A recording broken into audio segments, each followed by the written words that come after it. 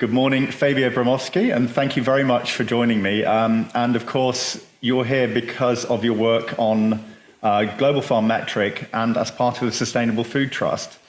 And I'd like to start with the question I ask everybody at the beginning is, what in your life has led you to be sitting here today talking to me? Ooh, big questions always to kick us off on Friday morning. Open with a huge one. So my life with the Sustainable Food Trust officially started about 2.5 years ago.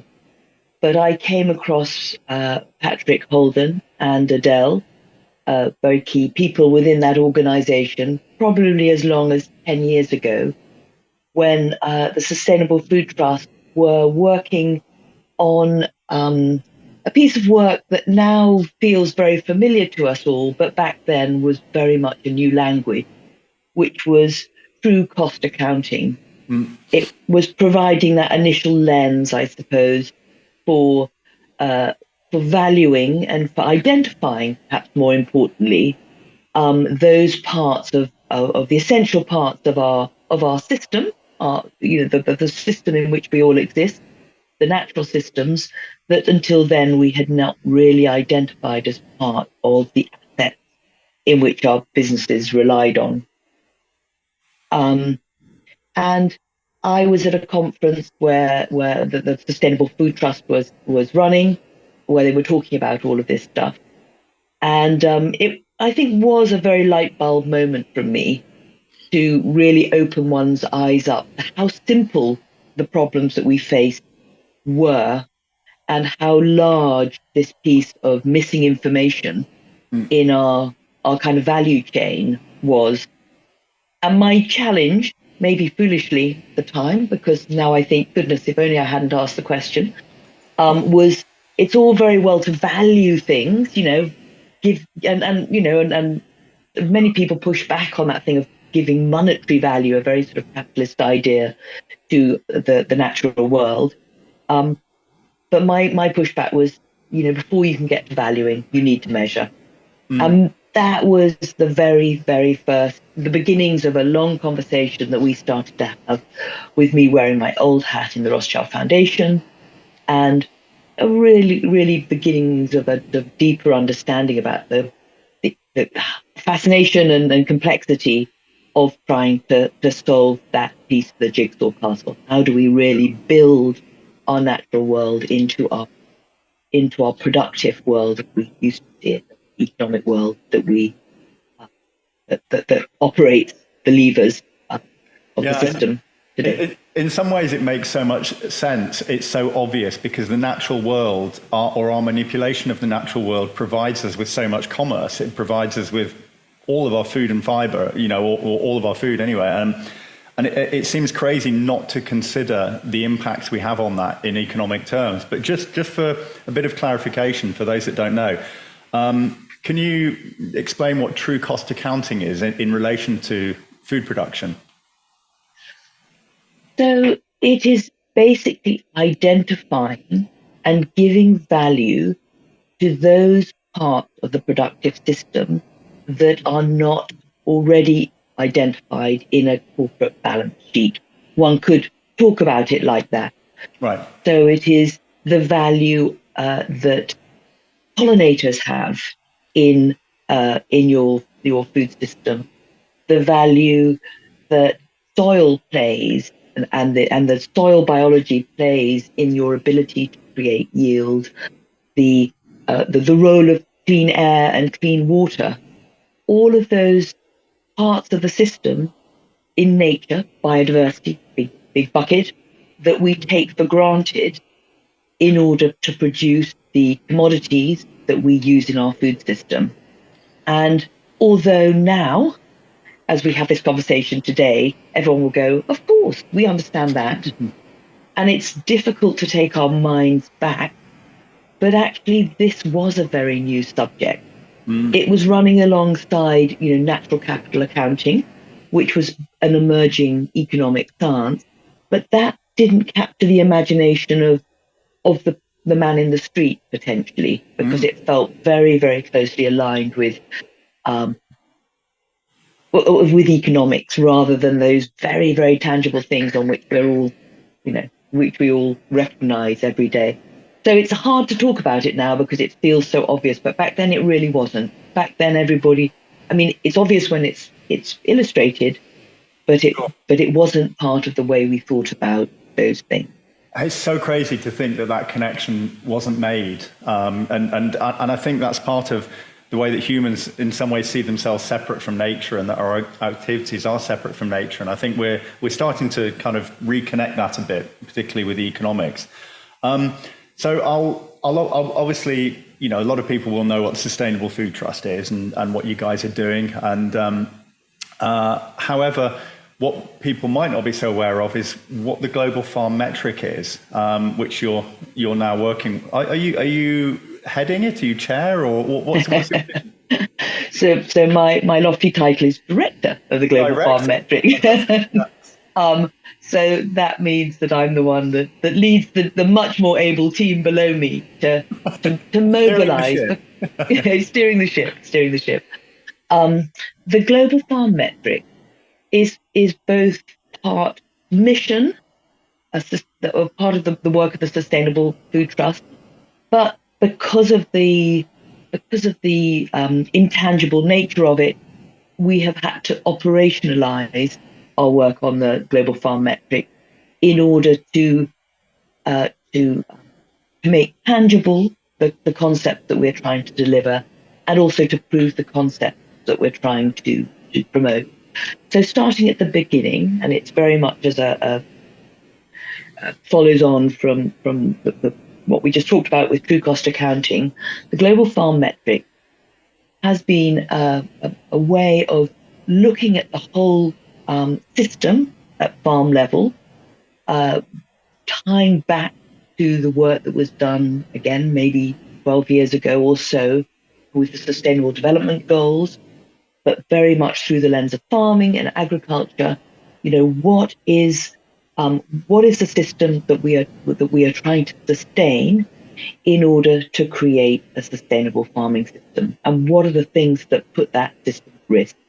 And it's not just the environmental aspects of that system, but also the social and the economic aspect. Yep. A farmer cannot be sustainable if he's not economically viable. And so getting that system in balance is incredibly important. And so what we have been working towards is, one, to be able to describe that system in order that we can measure and monitor against that system.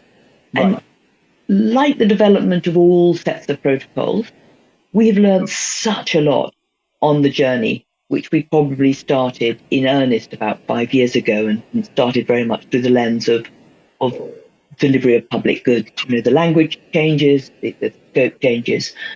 And we have done a huge amount of research into what is already out there. Mm-hmm. Frameworks are, everyone said, oh, but so-and-so's got a framework on this and a framework on that. Language is all in this thing. A framework is just a word for, organizing thoughts in one place so that one can understand the direction of travel. So the Global Farm Metric has been a mission to identify what that framework for sustainability is at farm level, but very much a mission that, in order to be able to support farmers through their transition to more sustainable regenerative farming systems, we need to collectively be able to collect data and monitor the outcomes from that system over the transition, in order to make it possible for farmers in this complicated world to do that. We need us all to work together to adopt one framework, to be able to monitor in a similar way and ask for similar data. So this has been a mission about collective action, coalescing around an understanding and an agreement to what that framework and what those metrics might look like. A common framework both has value because it orders the data farmers, it makes it easier for them at farm level, but also it allows people to compare and contrast. So it has lots of benefits if we could all agree to that. Now, this is not in any way saying we're inventing something new, but bringing together lots and lots of work that has gone over the years, but always considering it from the lens of the farmer. How is this data useful for them first? How does it help them to understand their system? And how does it help them, one, to drive their own change, but also to bring more value to them? Because by sharing it and making it available to others, potentially, if they choose to, then people have a better understanding of the good practices that they're doing at farm level. So you're not trying to create an eco label, or you're not trying to create a certification. It's a really agnostic data collection exercise, which will allow others, should they so wish, to use the data in those ways. But that's not what you guys are setting out to do. Would that be a good summary? That would be a perfect summary. We would like to see ourselves as an enabler for the rest of the system. Like all ideas, they come, they come out of the zeitgeist. Ideas seem to emerge in different areas at the same time. And one of the big ideas that has emerged, both through our work, but also, in the world in thinking, is that over the last 10 years, the most useful ways we've started to think about change and how to improve the practices at farm level has been through practice. People, we know in the ideas around more regenerative systems, we talk very much about how you manage your soil with minimum tillage, cover crop, roots in the soil, diversity of cropping, all of those things, absolutely essential for us to get our heads around what we might do to improve the way we farm. Yep. But practice is a very narrow lens, because it relies on what we know today. And so what we've all begun to identify is, alongside this understanding of new practice, we need to measure the outcomes of those practices on the systems that we are needing to protect. Right. So not diminishing the need for practice, but supporting it with measuring the outcomes on your soil, measuring the real outcomes on whether your water is cleaner or not. Acknowledging that the impacts on your farm system are not just at the hands of farmers, how much it rains, what the government are doing, all what the market is doing, all have impact on that system. So looking at the outcomes is a way of actually saying, we've done all this stuff, but what's really important is, did it make a difference? Right. That's super fascinating. Whether people like the term regenerative agriculture or not is, again, you're putting your agnostic hands up. But the only way to know if you're improving is to have measurable data points. And what I find really fascinating is, if we were just talking about farming and the economics weren't a part of it, then it wouldn't really matter if a farmer was reacting on feelings and instinct of like, well, I think there are more pollinators this year, so I feel that last year's practices were leading me to creating a more complex agroecological system that I'm farming within. But the interesting part, and the thing I find really fascinating about Global Farm Metric, is you guys, I know, are tied into some financial institutions who are asking you to do the work that, let's face it, the government should be doing, which is collect this data because of how it ties into economics.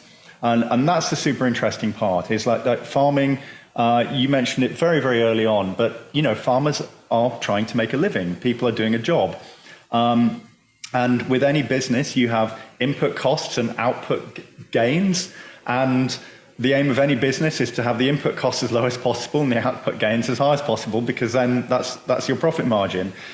So can I ask you a little bit about why some of the financial institutions are so interested in farm data? So I think there are maybe more to that question.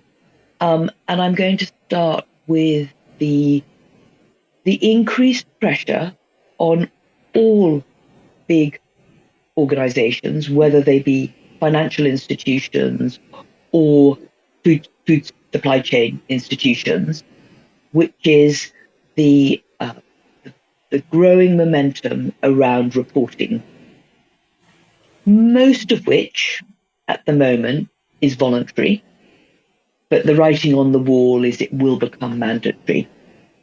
Something And like impact reporting or impact reporting, exactly. right. So there are these new global initiatives like awful acronyms like TCFD, Task Force for Climate Related Disclosures. Maybe I got the wrong letters. And TNFD, which is Task Force for Nature Related Disclosures. And they are all beginning to perplex the minds of corporates who have also made very bold promises around net zero and biodiversity gains, etc., in their headlines to their shareholders. And this legislation is really, really complex. It's not very well defined at the moment, but it's saying we need you to identify the impact that you have as a result of the work you do. We need you to measure that impact. We need you to manage that impact, and we need you to demonstrate progress against minimizing that impact. So this is what the institutions are saying to the food producers. Right. This is what the legislation is beginning to say to institutions. Oh, and they're feeding it down. And they're feeding it down. And if you're a bank, and I didn't realize this at first, if I'm a farmer and I go to my bank and I say, will you give me a loan because I want to buy a combine, or will you give me a loan because I'm going to buy a new drill? Mm-hmm. Their investment in your farm is part of their scope 3, i.e. the things that they don't control directly, environmental impacts. They own a bit of you in their, on their balance sheet. That's where their money is invested. And therefore what you do impacts their scope 3 that they are being asked to report on, and not only report on, but manage down.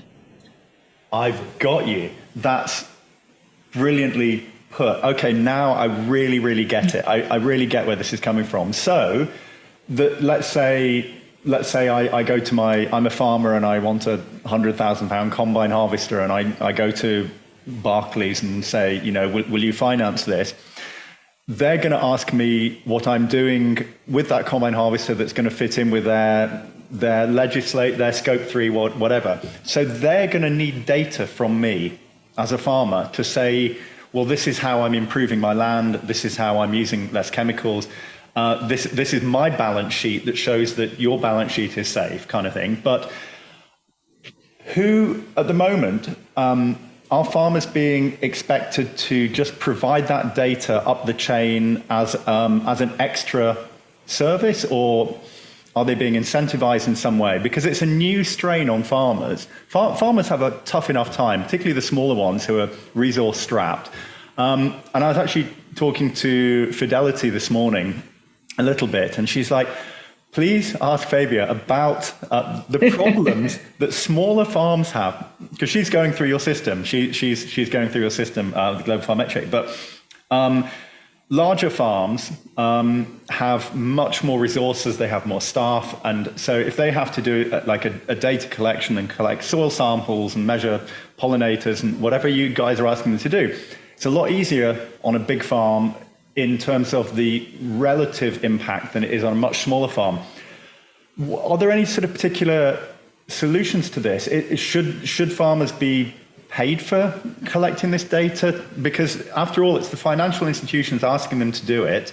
How could that have a trickle back effect so that this idea of true cost accounting is impacting the right way to the right people?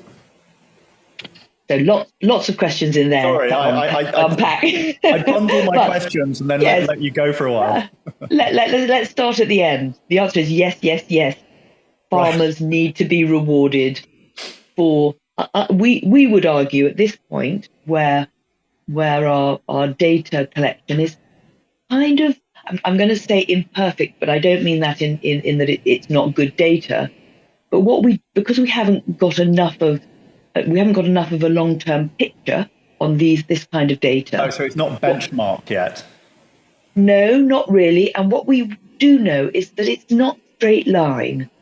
Even if you've got a farmer running perfect farming practices that we all think are wonderful and organic and tick every box that we can think of today, he will not necessarily have a straight line of progress on his soil. He may not have a straight line of progress on the water quality he's monitoring, or whatever other things, because there are other things impacting that system as it goes. You need, my background way back in the dark ages was as a mathematician, and you need big data sets Okay, to really see patterns emerging that are reliable. got you. But Okay. but you won't, without having that volumes of data beginning to accumulate, the world will not benefit from that knowledge to be able to draw really good and interesting conclusions from it. So we should be rewarding our farmers for sharing that data, should they choose to do that, because that will add to the great volume of knowledge that will be able to inform decisions that are taken in place. If government want that data, which would really benefit them in terms of where they put their support, because Huge. you'd actually Yeah, yeah. see hugely, suddenly they'd have some concrete stuff. Also, would really help them monitor the schemes that they do put in place. They should reward farmers just for doing it. Now, of course, farmers are very nervous because there's lots of talk about rewarding for outcomes or penalizing for poor outcomes. We would argue that's further down the line when you know how to begin to manage this data and what it means. But of course, all of these, it's the balancing thing. So our approach is farmers must own their own data, and others should be rewarding them for that. Right. Um, it is not yet mandatory because nobody quite knows how to get that data and what the right data is to collect. The focus at the moment has been so solely on carbon. Yes. Um, Again, Myopically, I would say, but still, it's at least it's something. completely myopically, and as you say, it's an important subject. So fantastic that we've managed to capture it in net zero in a kind of in a good way, but very myopically, and maybe I didn't stress it enough when I talked about the global farm metric. The holistic system is absolutely essential when you're monitoring a farm system, because if you have success in one category, let's call it that, of the system, could potentially penalize other parts of it.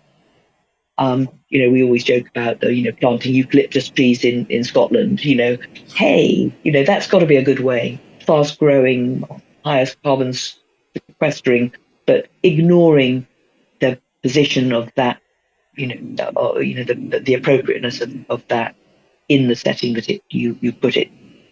That's when the rest of the system is so important, and it reminds me of my childhood and thinking of all when planting trees in Scotland, coniferous forests in Scotland, and we had acid rain and poisoned rivers and all that kind of thing. That achieving one goal at the expense of so much else. Sure.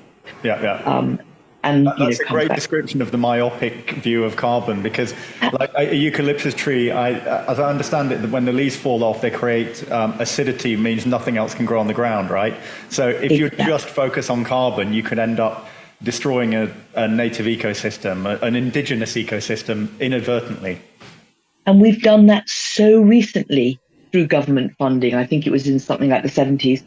So we have to learn that in order to really make a difference, we cannot be so arrogant that we think we have all the answers. Mm-hmm. We need to make good decisions. We need to monitor those decisions and adjust those decisions based on the outcomes from. So that was one. Sorry, can I just go back a little bit? So with our hypothetical combine harvester loan, Yes. If we can go back to that just a second, who in that scenario, you have your farmer who's wanting £100,000, let's say. I don't know how much combine harvesters cost, but I'm sure they're about that. Let's call them £500,000. Are they more? Oh, wow, horrible. So your £500,000 combine harvester, the farmer's being told, on the basis of this loan, we need data from your farm.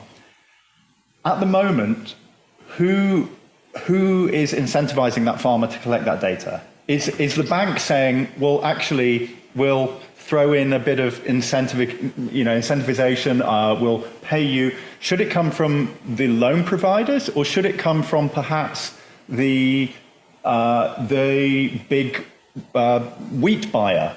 Should it come from the commodity buyers? Should it come from the bread manufacturers, who are potentially want to be able to make eco claims on labeling? I've got to pull this back to labeling a little bit, but what I'm really fascinated about is that where in the economic chain should the money go back to the farmers for data collection? So that's a very good question. It's one that's not yet been answered, but is absolutely the discussion that is going out there in the wider world. And there's particularly within an initiative called the Sustainable Markets Initiative, looking at, and fundamental to the work of the Sustainable Food Trust at the moment, which we call financing the transition. Who and how are we going to finance the transition from the system of farming we have today, and that we have heavily invested in to date, to the system that we all are beginning to recognize is needed in order to protect the sustainability of our planet, but also create the healthier food, etc., that we're all beginning to identify. And I think the answer to that question is it needs to be the finance needs to be new finance coming down to the farmer from all different parts of that supply chain. Right. Okay. Now, what your farmer, understandably, cynically, will say, everyone expects us to make the changes.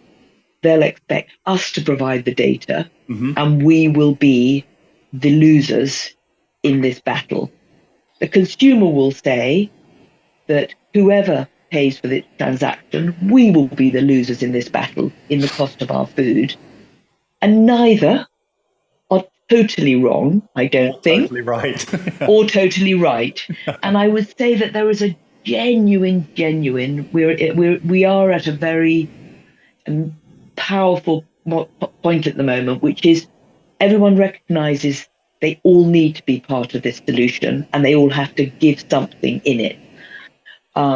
So from a banking perspective, because that's where we started in the finance industry, they're not insisting at the moment on their loans, as far as I understand it, that they get this data, because it's not mandatory. Right. And their language, and there are a number of banks in this, and we work very closely with one, who are saying, actually, we must take a much more responsible view of this, and we must be part of the system of change, and we must help our farmers to change their practices, both by the way we support them financially, but also by making it easier for them to monitor their own systems. So they're looking at data for the farmer's sake, hence their conversations with us, the GFM.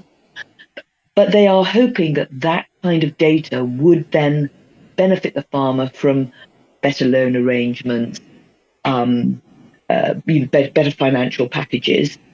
We would add to that, you need new money, bank, put into that system, not just cheaper financial instruments for the farmers. But I actually know which bank that is. Are we allowed to mention it? I think we are, because I think they have been.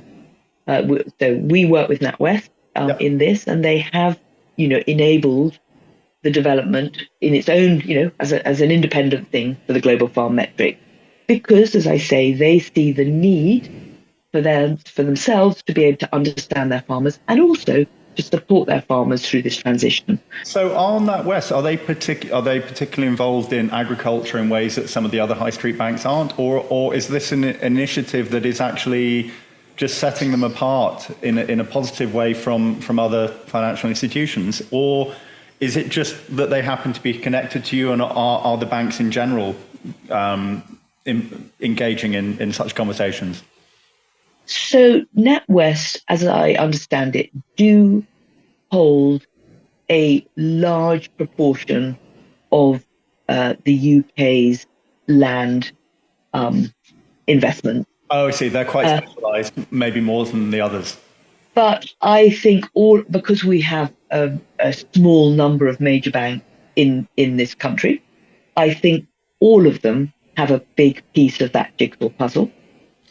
And one of the parts of our agreement and the support that we've received from NatWest is the work we do is very much in the commons, is for everybody.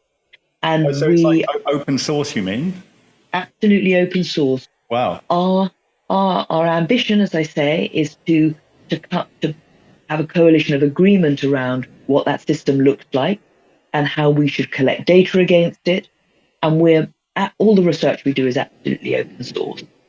So We have yes, I'm just going to jump in there because a conversation that you and I had before regarding this that got me very excited, and I knew it was open source because I'd asked you that before. But if, for example, so at the moment, I think I did a little bit of a look, and I found somewhere between 140 and 160 different eco labels, which can appear on food at the point of sale in the UK. And there's at least 700 that we found kind of globally working with C.L.E.A.R. They're all relying on different data sets. They're all relying on different measurements. So if, let's say, in a few years from now, somebody wanted to make an eco label and the government have actually tightened up on legislation and said, if you want to make an eco claim, as in France, you have to be able to prove it. Could they come to you at Global Farm Metric and say, I want to make a label for eco bread, for example, and I want to make these claims. These are the data points I need, and you would give them access to the data so that they could look at it and decide where the benchmarking is and publish it using your data? Is that the kind of thing that could happen?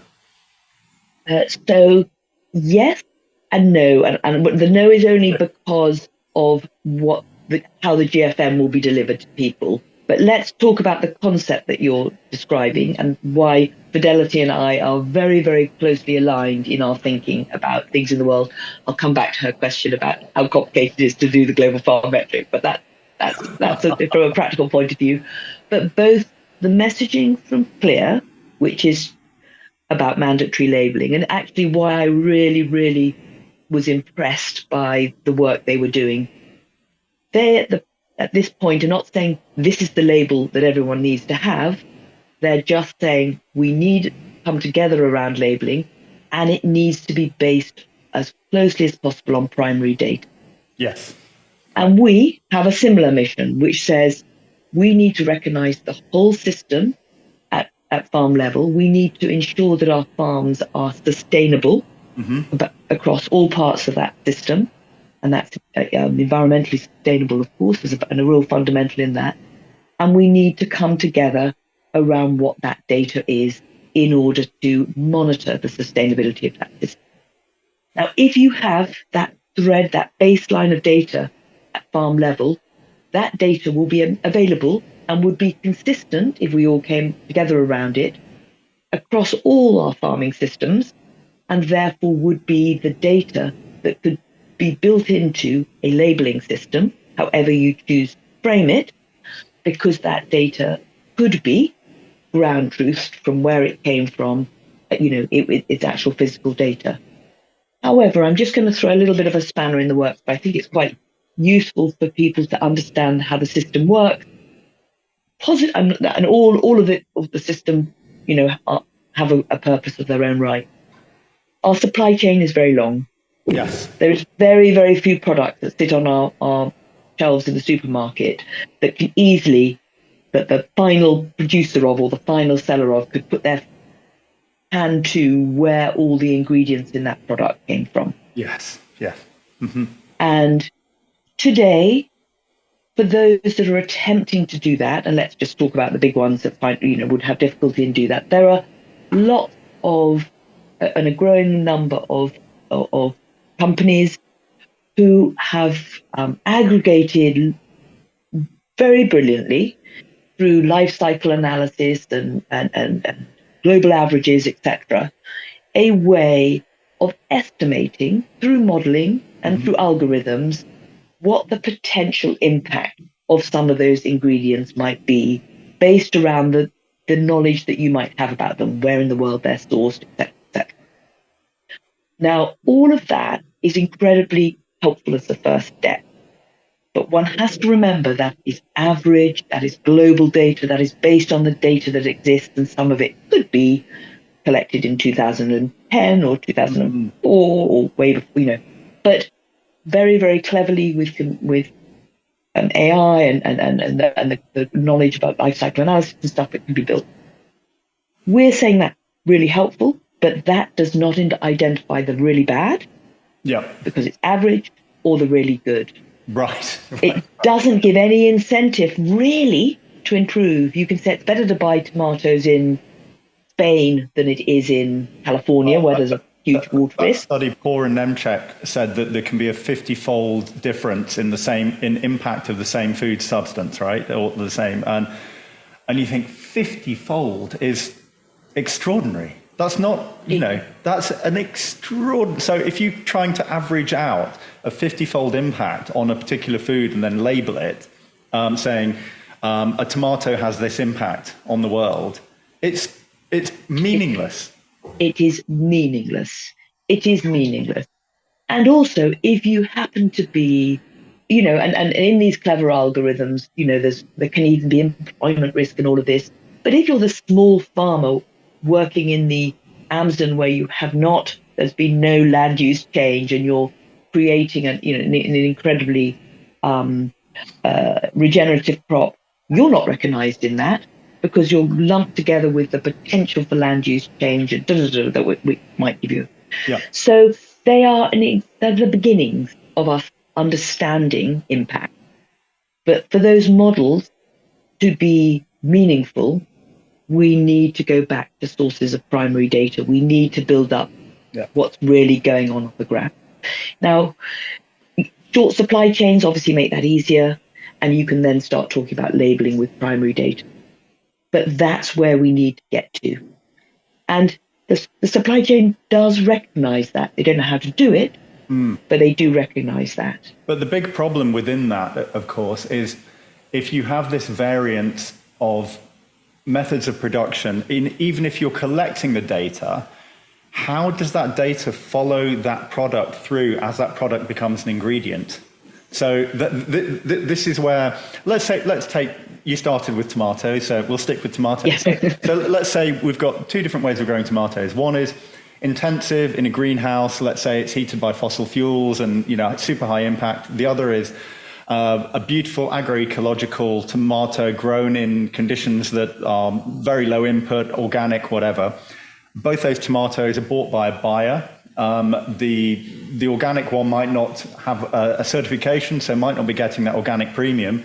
They get bought by a buyer, turned into tomato ketchup, it gets put on the shelf. How do you eco-label that product? How do you, are there any ways that we can shorten the supply chain, cut out some of the nodes in that supply chain, or is there any new technology? I came across, for example, some blockchain technology which can track cattle from field to product, with uneditable ledgers for that particular thing. But when things are used ingredients, how do we get around this problem of how do the small producers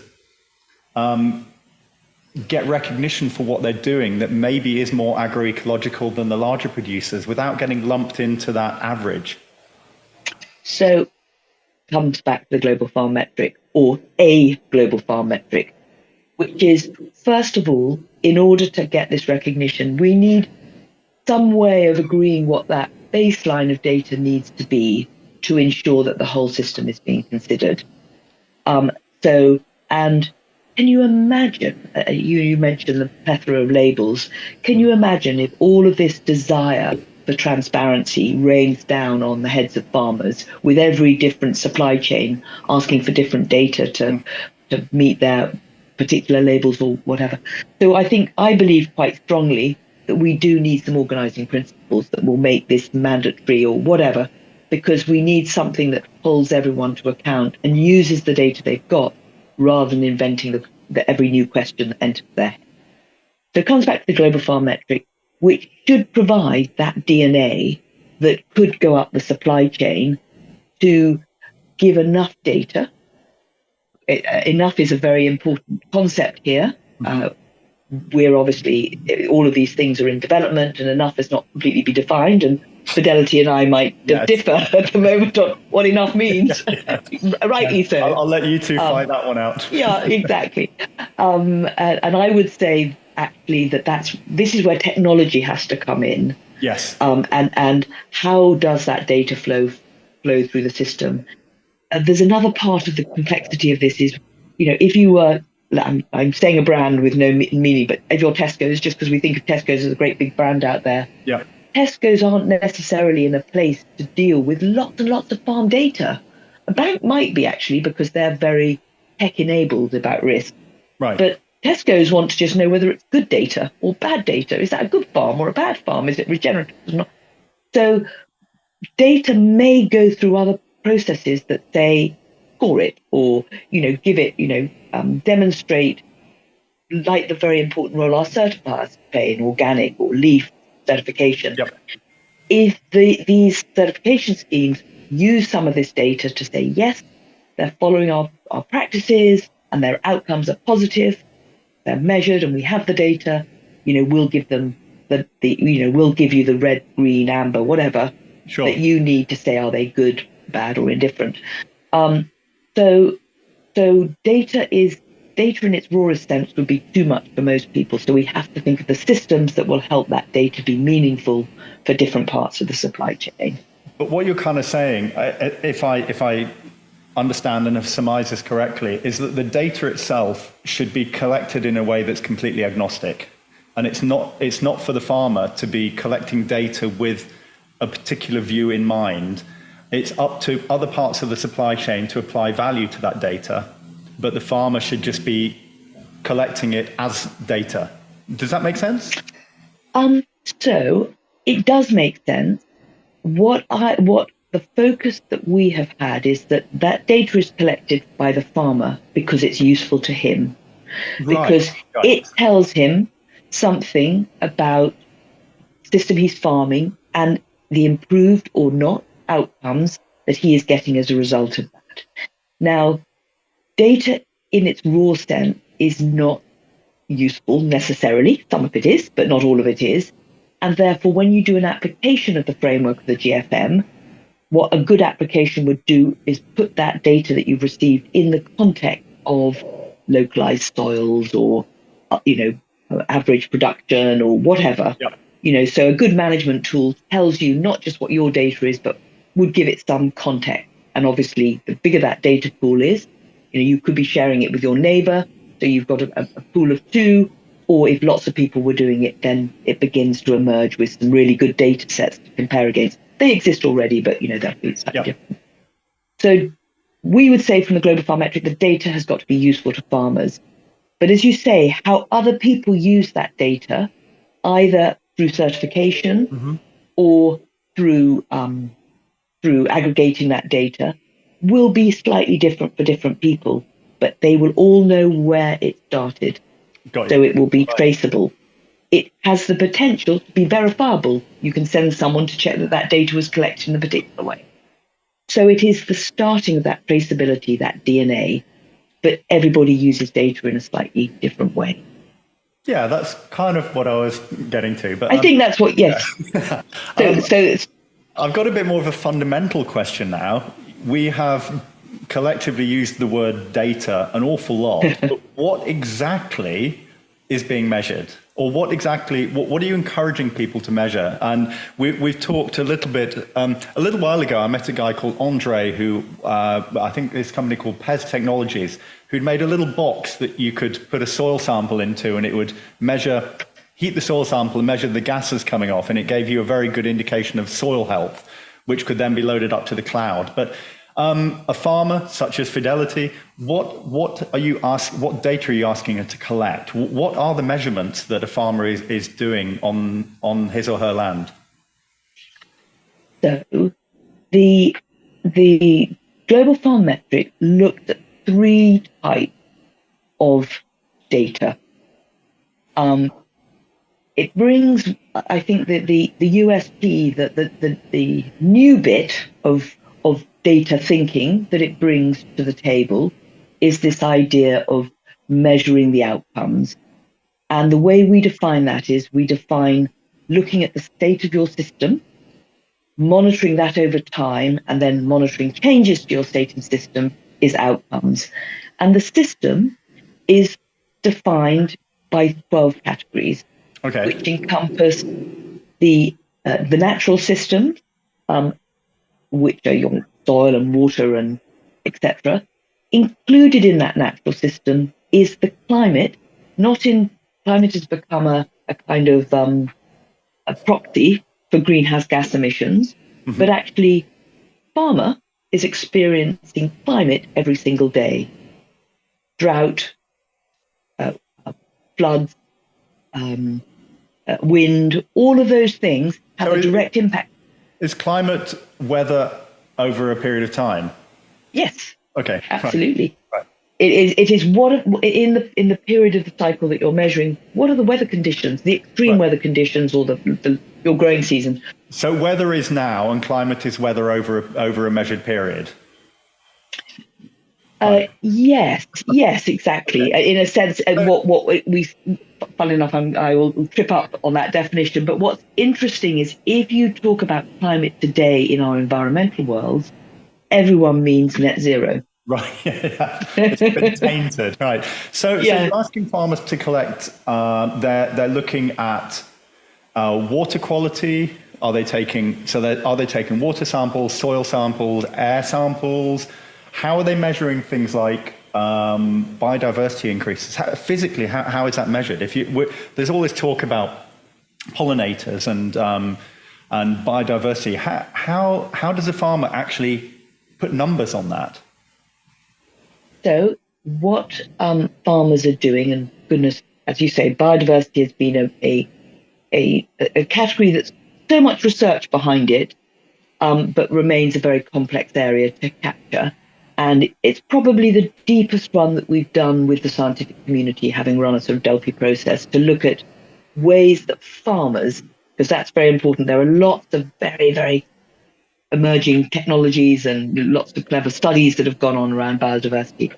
But what are the best ways? What are the best indicators of your improved biodiversity? So these are the subject of our trials at the moment, but it's looking very much at indicator species, Right. um, and lichen for air quality, etc., Lichen. etc. Yes, because Wow. they're a very so the lichen on your trees and things like that are an indicator of the quality of, oh, certain lichens are indicators of the air quality around. And this has come up from looking at and workshops on what are people doing and what are the best. Now we are blessed at the moment because you can capture the minimum, but the more you understand about your biodiversity and it's increasing. We are blessed now with technology and the emergence of some of these AI. amazing, Yeah. Pattern yes, recognition and AIs and things. Yeah. things that we have on our phones now that we can almost have Siri and Seek and things. So they are all helping to make the ability to monitor your biodiversity better. Um, it's very The interesting thing is that when you ask people the question about monitoring something like biodiversity, it becomes a subject, it becomes something they think about. And looking at the holistic system, it's not only about are you capturing the right data, but it's very much about are you understanding, are you thinking about the right things when you make decisions? So just that thought about should I be looking at pollinators, or should I be counting birds, or God, I didn't know about lichen. You might not, none of us are experts at it, but it suddenly begins to get your mind thinking in a slightly different way, looking at what you've looked at so often in a slightly different perspective. So the learning, the thinking, the changing in thinking is as important as doing an assessment that you might use for somebody else. It sounds like, from hearing you talk there, my brain was kind of spinning off thinking about how new technology and AI is going to massively improve this. I'd read about a study being done where a very, very simple measure of biodiversity was taken just from recording sound over a particular period of time, for example. a very, very sensitive microphone that can hear the noise of insects, birds, and other animals recorded over a certain period of time to filter out background noise, gives you an incredible baseline of how much life there is in a particular system. And it's about finding these indicators without having to look at the entire thing, and making sure the indicators are correct indicators. But I find that really, really fascinating. And I think eventually it will come to a point where everything is done from one of these. You know, this has the ability to collect data, load it to the cloud, compare that data to a much larger data set, and report back almost in real time, which I think will be, I think in the future, the smartphone will be the farmer's greatest tool, but it's going to be fascinating to watch that happen. Absolutely, and won't it enrich our knowledge? You know, there's wonderful citizen science projects already, but, you know, to increase the volume on that kind of data.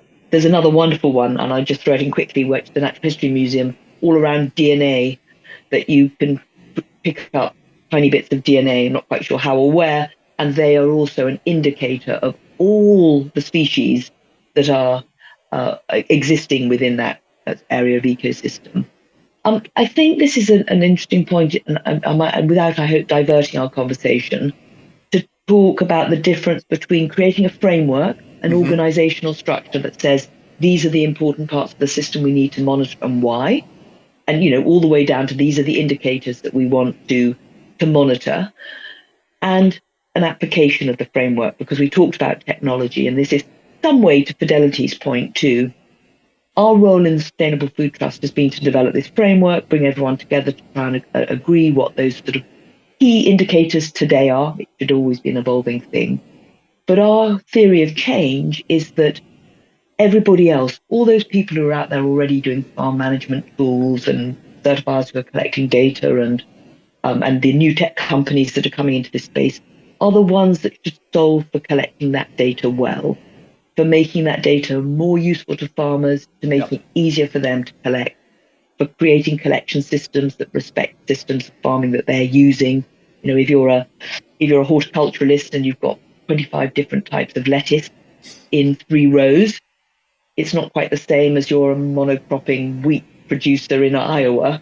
Sure, you know, where the number of moving parts is slightly different.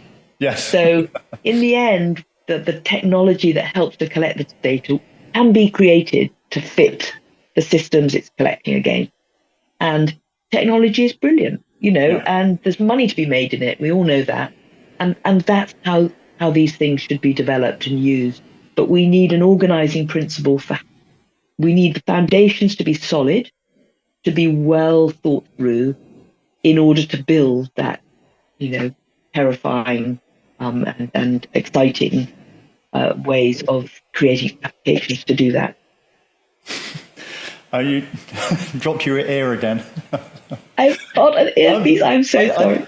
I think it's really interesting that we've kind of wound up on an optimistic use of technology here. So I think this is, you know, I think a lot of people think of AI as being one day our robot overlords are going to decide that we're superfluous to the system and kind of overthrow us. And I don't think that's necessarily the case. But I think now would be a really good time to kind of ask you the sort of wrap-up question of like, well, with your glasses half full optimistic hat on, we've done quite a lot of damage since the birth of industrial agriculture in a relatively short space of time, in sort of 60 or 70 years. We've done a fair bit of damage, and everything that we're talking about is about restoring and repairing some of our natural systems so that we can continue to thrive and survive on this planet. But where do you see, well, first of all, where do you see the sort of biggest wins that have been happening, either through the work of the Sustainable Food Trust or Global Farm Metric? And what does an optimistic 20 years from now look like to you? Goodness. What I think we all have to acknowledge is that in the past, let's say 10 years, taking a random amount of time, how enormously the conversation has changed on all of this. And even though we could, and we always can, wear our more our half glass empty approach, which is this just all talk? Our understanding of the issues, the public understanding of the issues, the impact our understanding of the issues is beginning to have on big business and the way they operate, the way they have to operate, and the real fear that is growing within them that if they fail to operate differently, they will now be penalised for that or not survive. Right. Now we haven't seen all that change happen, but a huge amount has changed. The difficulty is, and maybe when we look at the food supply chain and what we were talking about, data flow kind of demonstrates it, is the problems that we have been trying to solve in the last 40 years have been very, very different. And we have built an infrastructure around that problem solving, which was feeding the hungry, Sure. producing enough food and making that cheap. And that has created our efficiency model. It's based on cheap abundance. Yeah. Cheap abundance, without any notion of at what cost. With no sense of that, at the very beginning, you mentioned true cost accounting, right? Exactly. We did not provide, it's been an extractive system. Yeah. And because we had no sight of what we were extracting or no value to it, that was where we've got.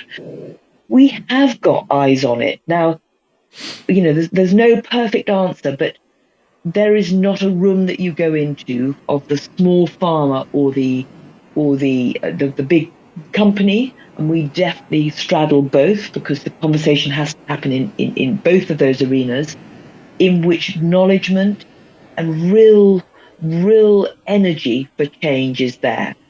Now, we definitely haven't got all the answers.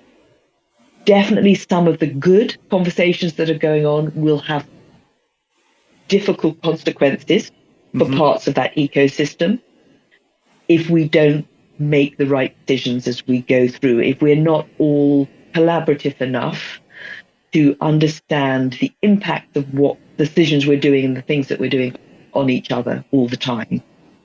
So the conversation has to be not only holistic at farm level, but holistic in that community, because we talked about the good thing that legislation is coming down the line on the big companies. But if that legislation just rains down on the heads of the small farmers, we've achieved nothing.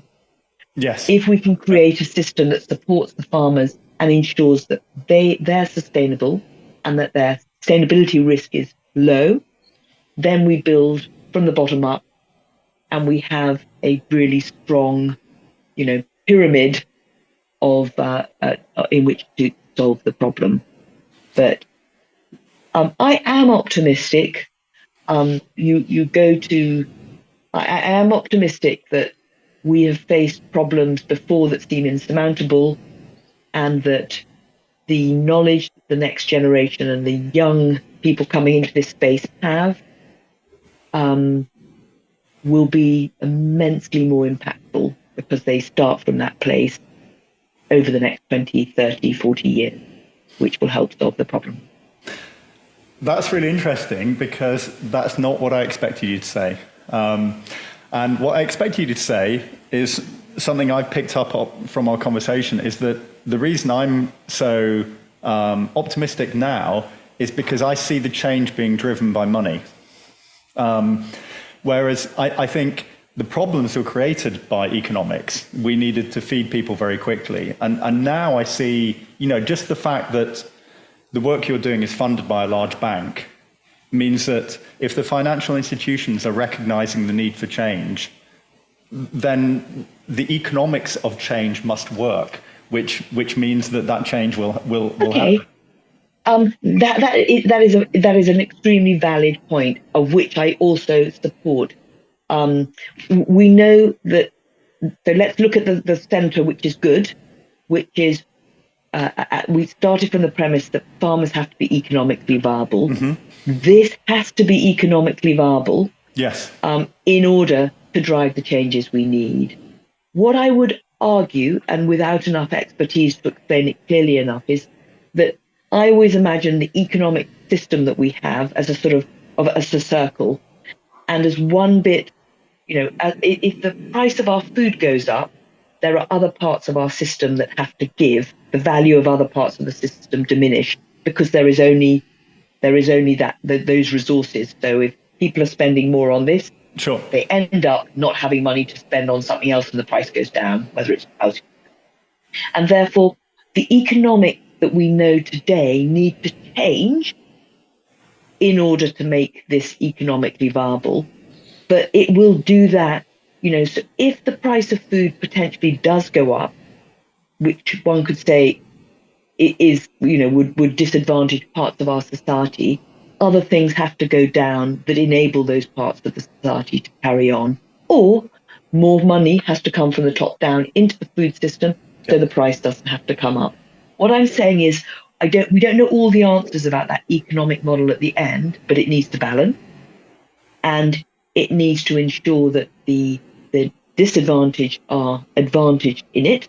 Yes. And there is equity. It's an equitable change that takes place. Now, all of that's very, very difficult to define, but there are many, many eyes on that in terms of how that might happen. And I do think, even though the system is very difficult to change, there is a real energy for that change, driven, and let's not forget it, that if we don't change, the economics totally fail, because we will not be able to produce any food, because we will lose the ability of our planet to produce it. That's kind of where that's kind of what I was coming to the point of was and I know this has happened recently in France from the French government have had the economists look at agroecological solutions to food security, and from a very unemotional, unecological perspective of just pure money in, money out, the French government have massively backed organic farming, saying it safeguards our future. And if you looked at this purely as a business with no emotional connection whatsoever, the only way that we can actually stay profitable going into the future is developing more agroecological systems. And when I hear that pure cold logic, because I believe that when institutions reach a certain size, they behave in a way that could be described as sociopathic. The emotional aspect is taken out when you have shareholders who are looking for margins. But I think we've come to a realization through, and we've almost wrapped this perfectly full circle, through a knowledge of true cost accounting, that the pure numbers won't add up if we continue the current paradigm of food production. I completely agree with that. There is some really interesting work going on. The Sustainable Food Trust did a really interesting report, I think, called Feeding Britain. Yeah, and actually they're considering the next piece of work that they want to focus on will look at that Feeding Britain through the lens of true cost accounting. What is the economic model for that? But lots of people there's a wonderful study been going on in Australia, absolutely looking at Australia, hypothetical system in Australia, truly regenerative, and what the natural capital accounting looks like for that. So there's lots and lots of work going on. And as you say, it is all definitely moving towards this is the only economic solution for this. Mm-hmm. And when you build into that, which the GFM's lens is on, is sustainability risk being a very much a sort of buzzword of, as you say, that corporate financial modeling for the future. If your sustainability is at risk, everything is at risk. So we need to reduce the risk to the sustainability of the system in order to build economic models going forward. So it becomes a sort of fundamental part of the economic models that we build today. And that's the bit that gives me hope. And we've been on for over an hour now, so we'd probably have to stop rabbiting on. Fabia, thank you so much for your time. It's been really enlightening, and I've loved digging into the economic side of the questions that we're all facing a little bit more. There's a few bits and pieces that we've talked about, such as the Australian study you just mentioned, that I'd love to put in links for the notes on this. So if we could get in touch afterwards, and if you can help me out with that. I will, of course, link Global Farm Metrics, Sustainable Food Trust, and the Feeding Britain reports. But if there's anything else you think of which people might find interesting, if you could include those for me to put on the links, that'd be great. Thank you. It's been a lovely conversation. Thank you.